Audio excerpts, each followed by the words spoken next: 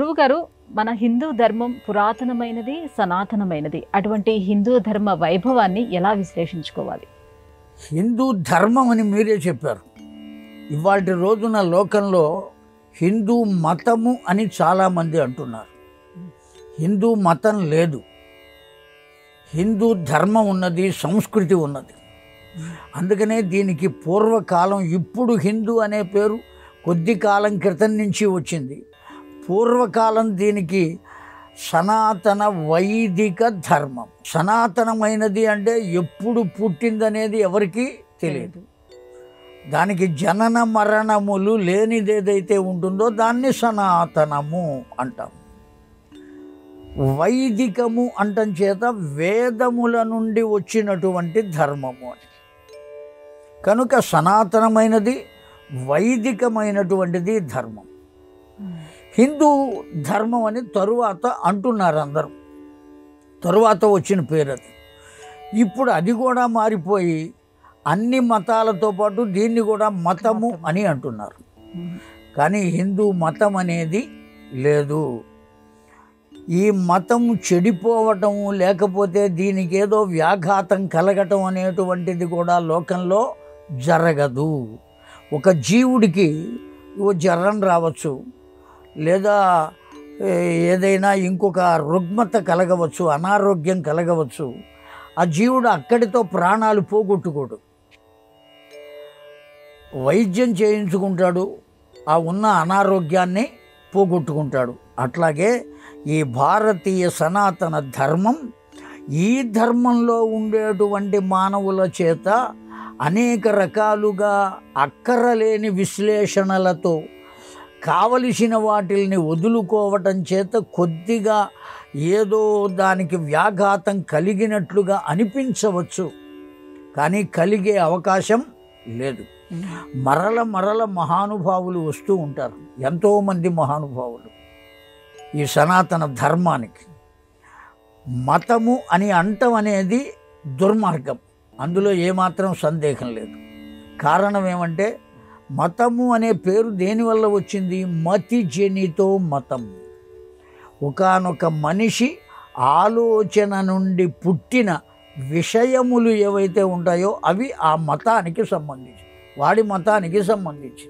అందుకనే మనం ఎవరైనా ఇంట్లో ఉన్న పిల్లవాడు చెప్పిన మాట వినకపోతే, వాడి ఇష్టం వచ్చినట్టు వాడు ఆచరిస్తూ ఉంటే, వాడి మతం అట్లా ఉన్నదండి, ఏం చేస్తామని అంటాం మనం.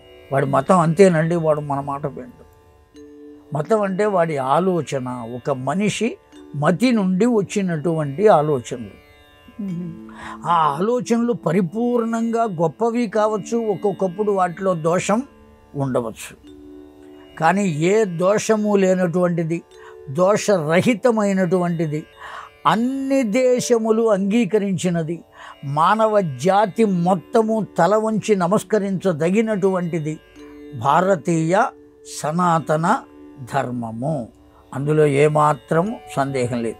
శంకర భగవత్పాదుల వారి వల్ల రాలా, వివేకానందుని వల్ల రాలా, అత పూర్వం ఉన్నటువంటి వారి వల్ల రాలా, ఎప్పటి నుండో ఉన్నది. ఇది వైదికమైనటువంటి ధర్మం, వేదముల ద్వారా వచ్చినటువంటిది ధర్మం. ధారణా ధర్మము అని చెబుతున్నాం. ధరింపచేయునది ఏదైతే ఉన్నదో అది ధర్మం. ఆ ధర్మాన్ని ఎవరు చెప్పాలి? ఇదిగో మనిషి ఇలా నడుచుకోవాలి అని ఎవరు చెప్పాలి మనకు? భగవంతుడు చెప్పాలి. ఆ భగవత్ స్వరూపమైనటువంటి వేదములే చెప్పినాయి. ఆ వేదములలో ఉన్నటువంటి విషయాన్ని ఋషులు మనకు అందజేశారు. ఋషులు అందజేశారు కనుకనే ఈ ధర్మానికి ఆర్షధర్మము అని పేరు. కనుక ఇది మతం కాదు. మతం అయితే ఒకప్పుడు ఉండవచ్చు, ఆ తర్వాత పోవచ్చు, చెప్పలేం. ఎల్లకాలం కూడా ఉండవచ్చు, చెప్పలేం. కానీ అందరూ దాన్ని అనుసరించవలసినటువంటి ఆవశ్యకత లేదు. కానీ వేదముల చేత, ఋషుల ద్వారా మనకు అందింపబడినటువంటి ఈ ధర్మం ఉన్నదే సర్వ మానవాళికి అనుసరించదగినటువంటి ధర్మం. ఇదిగో కొంతమంది మాత్రమే అనుసరించదగింది కాదు, అందరూ అనుసరించదగిన ధర్మం ఇది. ఖచ్చితంగా అతడు ఏ భగవంతుడినైనా పూజించవచ్చు, అందులో ఏమీ సందేహం లేదు. ఒక రాయిని రప్పని కూడా అర్చించే విధానం ఉన్నది కదా. కనుక నువ్వు భగవంతుడికి ఏ పేరు పెట్టుకున్నా అందులో అధర్మం కాదది. ఎవరి ఇష్టం వచ్చిన పేరుతో ఆ భగవంతుణ్ణి సేవించవచ్చు, ఎవరినైనా సేవించవచ్చు. కానీ ఆర్ష ధర్మాన్ని మాత్రం వదలరాదు. ఆ ధర్మాన్ని అనుసరించి నడుచుకోవాలి. ధర్మము పూజ చేయమని చెప్పలా, ఆచరించమని చెప్పింది.